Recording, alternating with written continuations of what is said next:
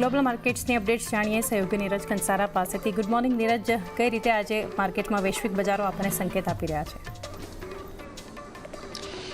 જી, આમ તો આપણે શુક્રવારે જે અમેરિકાના બજારોની અંદર કારોબાર જોયો તો એની અસર તો આપણને શનિવારે આવતી દેખાય, પરંતુ ત્યારબાદ જે મહત્ત્વના સમાચાર આવતા દેખાઈ રહ્યા છે એના પર સૌથી પહેલાં નજર કરી લઈએ તો ટ્રમ્પે યુએસ, મેક્સિકો, કેનેડા, મેક્સિકો અને ચીન આ ત્રણ જગ્યા પર ટેરિફ લગાવ્યા છે, જેમાં કેનેડા અને મેક્સિકો પર 25% જેટલા ટેરિફ લાદવામાં આવ્યા છે અને ખાસ કરીને ચીન પર પણ અહીંયાથી આપણને ટેરિફ વધતા દેખાયા છે, જે એમણે પહેલાં જાહેરાત કરી હતી લગભગ 10% જેટલા ટેરિફ લગાવવામાં આવ્યા છે। હવે આ ટેરિફ ક્યારથી લાગુ થશે તો આ ટેરિફ મંગળવારે બપોરે 12 વાગ્યાથી આપણને અહીંયા લાગુ થતા જોવા મળવાના છે।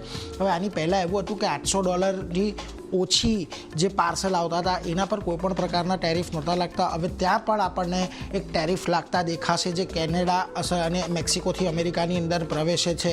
આ ઉપરાંત કેનેડાથી થતી ઉર્જા આયાત પર પણ 10% ટેરિફ લાગવામાં આવશે અને ઓઇલ અને વીજળીની આયાત પર પણ અહીંયાથી 10% ટેરિફ લગાડવામાં આવશે। હવે આ બધાની અસર ખાસ કરીને કેનેડા, મેક્સિકો, અમેરિકા બધાના જે અર્થતંત્ર પર આવતી જોવા મળશે। સૌથી પહેલાં ટ્રમ્પના ટેરિફની અસરની વાત કરી લઈએ તો કેનેડા, યુરોપ, મેક્સિકોની કરન્સી ની અંદર અહીંયા ખાસ કરીને હવે દબાણ જોવા મળ્યું છે। આ ઉપરાંત કેનેડિયન ડોલર 2023 બાદ આપણને સૌથી નીચલા સ્તરે પહોંચતો દેખાયો છે અને મેક્સિકો યુરો નવેમ્બર 2022 બાદ નીચલા સ્તરે આવતો દેખાયો છે અને 3 વર્ષના નીચલા સ્તરે આપણને મેક્સિકોનો જે પેસો છે એ પણ ત્યાં આગળ આપણને આવતો દેખાયો છે। હવે અહીંયા ખાસ કરીને પ્રતિક્રિયા આવતી જોવા મળી છે કે સામે કેનેડાએ પણ અમેરિકા પર 25% જેટલા ટેરિફ લગાવી દીધા છે અને $106 બિલિયન સામાન પર અહીંયાથી કેનેડા દ્વારા ટેરિફ લગાવવામાં આવ્યા છે। મેક્સિકો પણ અહીંયાથી હવે ટેરિફ લગાવવાની તૈયારી કરી રહ્યું છે। ચીને પણ ટેરિફ લગાવવાની વાત કરી છે, પરંતુ હજી સુધી અહીંયા ટેરિફ લગાવ્યો નથી। ટ્રમ્પના નિર્ણયનો વિરોધ અમે WTOમાં કરીશું એવું ખાસ કરીને ચીન દ્વારા અહીંયાથી કહેવામાં આવ્યું છે। હવે ટ્રમ્પના ટેરિફ પર નિષ્ણાતોનું પણ નિવેદન આવતું જોવા મળ્યું છે। જુઓ, કેનેડિયન અર્થતંત્ર અહીંયાથી સૌથી મોટો ફટકો પડી શકે છે એવું અહીંયા ખાસ કરીને નિષ્ણાતો માની રહ્યા છે। COVID-19 પછી કેનેડાના અર્થતંત્રને સૌથી મોટો આપણને અહીંયા કદાચ એક આંચકો લાગતો જોવા મળી શકે। કેનેડાના અર્થતંત્ર મંદીની ઝપેટમાં આવી શકે છે, જો કે અત્યારની પરિસ્થિતિમાં પણ કેનેડાના અર્થતંત્ર કોઈ બહુ વધારે સારો વિકાસ નથી કરી રહ્યું। રોજગારને લઈને ત્યાં પણ ઘણી બધી સમસ્યાઓ છે। આ ઉપરાંત કેનેડાના GDPનો 2 થી 4% જેટલો આંચકો લાગી શકે છે અને કેનેડામાં મોંઘવારી હજી પણ જે વધેલી છે તે 2%ની ઉપર આપણને જતી જોવા મળી શકે। કેનેડામાં પણ બેરોજગારી વધવાની ધારણા છે અને કેનેડિયન ડોલર અહીંયાથી વધુ ઘટે એવી એક સંભાવના નિષ્ણાતો દ્વારા વ્યક્ત કરવામાં આવી છે। જોકે ટ્રમ્પ ટેરિફ પર બ્લુમબર્ગનું અહીંયાથી નિવેદન આવ્યું છે। એમણે કહ્યું છે યુએસમાં સરેરાશ ટેરિફ 3%થી વધારીને 10% કરવામાં આવ્યા છે।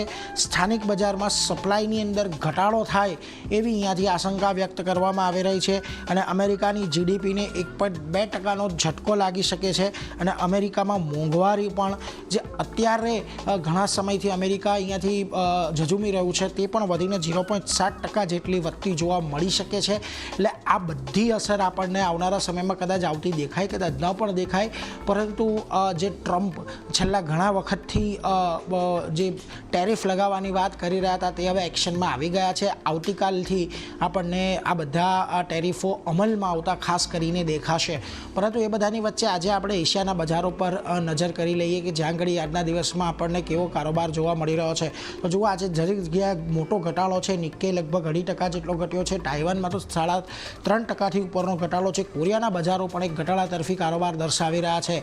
બીજી તરફ તમે ચાઇનાના બજારો જોશો તો જુઓ, હેંગસેંગમાં 0.5%નો ઘટાડો છે। સિંગાપોરના બજારો થોડાક અત્યારે દબાણમાં કામકાજ કરી રહ્યા છે। પરંતુ આ બધાની વચ્ચે હવે આપણે ગિફ્ટ નિફ્ટીના સંકેતો પર પણ ખાસ કરીને નજર રાખવાની છે, કારણ કે જુઓ 23,555 પર આપણને નિફ્ટી ફ્યુચર્સ બંધ થતા દેખાયા હતા। 23,368 પર ગિફ્ટ નિફ્ટી અત્યારે સંકેત આપી રહ્યું છે। એટલે બહુ મોટા ગેપડાઉનની અપેક્ષા આજે આપણે અહીંયાથી ખાસ કરીને રાખવી જોઈએ। આપણા બજેટ બાદ, બજેટ પહેલાં જે રેલી આવી હતી તેમાં બજેટ બાદમાં આપણને ઘટાડો આવતો જોવા મળ્યો, ત્યાંથી અહીંયા કોઈ રાહત નથી મળી। પરંતુ આજે હવે આ ટ્રમ્પના ટેરિફની ઘોષણાને લઈને આ બહુ મોટો ઘટાડો કદાચ આજે બજારમાં આવી શકે છે। જો કે હવે અહીંયાથી જોવાનું એ રહેશે કે નીચલા લેવલ પર બજાર આપણને કેટલું અહીંયાથી ટકતું જોવા મળે છે કે સેટલ થતું જોવા મળે છે। પરંતુ ક્લિયરલી આજે વૈશ્વિક બજારમાં જે ઘટાડો છે ચાંદની, આજના દિવસે આપણને એક ઘટાડા તરફી જ શરૂઆત જોવા મળી શકે છે।